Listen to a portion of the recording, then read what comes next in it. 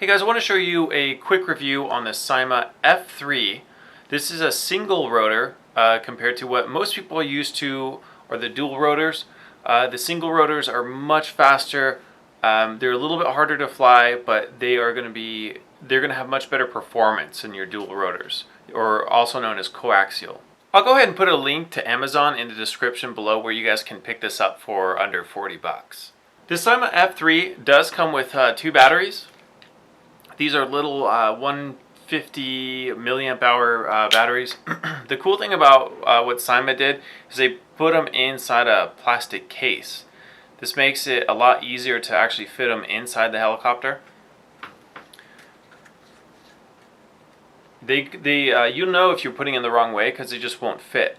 Once you flip it around and put it in the right way, they slide right in, and it holds it pretty secure. There's actually a clip in the back that will hold it in, so if you ever crash it when you're flying, it's not going to go popping out. So they just pop right in like that, and it's held into place. Now if you guys already have the V911 by WL Toys and want something that flies a little bit different, maybe looks a little bit different, then this would be the one.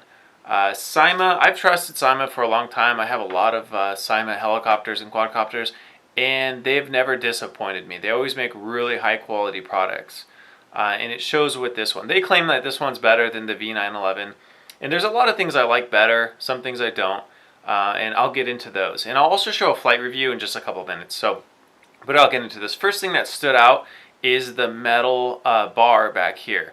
I don't know if it's aluminum, but it's very lightweight and very strong. Syma put their name right here.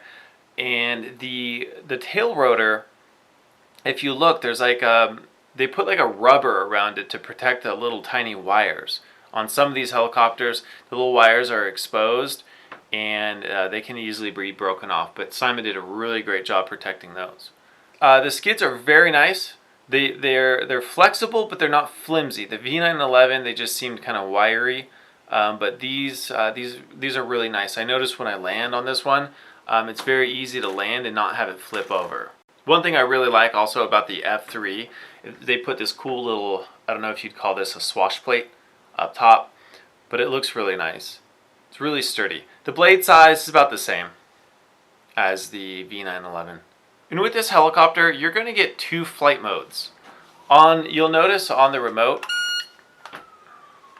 and to initialize it, by the way, you go all the way up to full throttle, bring it back down. You'll hear those two beeps, and then you know it's ready to go. So, all right. So you have two flight modes. You have a high and a low. Basically, what that does is change the throw on these servos. So you just hit this button up here. You're going to hear a beep, and you'll see a little tiny H right here. That's on high. Hit it again, and now it's switched to an L. That means you're on low. And there's a little subtle difference if you guys look at the... Ooh, started taking off on me. If you look at the little servos in the back, you see that's on low. They just have a little bit of a throw, but when you switch it to high, you'll notice more of a quicker and a higher throw. They give you a little bit better performance.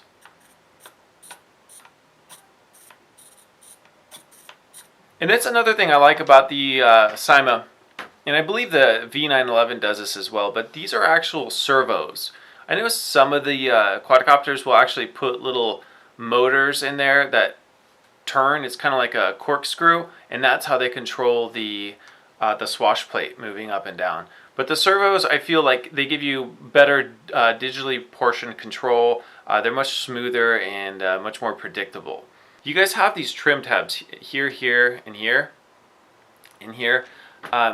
You know, for example, if the helicopter's going forward too much and you keep on having to pull back to keep it from going forward all the time, you know, just counteract that with some trim.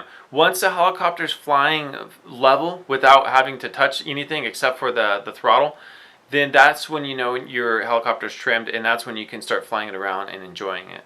Now, the one thing I don't like about the F3 by Syma is it's just not as fast. The forward speed and the back speed, it's still a quick helicopter, but the V911 would just take off, and that thing you could really get cruising. You would need a pretty good space to fly it. With the F3, it's a little bit more sluggish. It's still going to be a whole lot faster than your coaxial, but when you compare it to the V911, it just doesn't have that same get up and go. But it does feel a lot sturdier. The canopy, just the whole build quality of this one, I feel is a lot better. But the speed is just not there. But you know, I've crashed both of the helicopters a whole lot.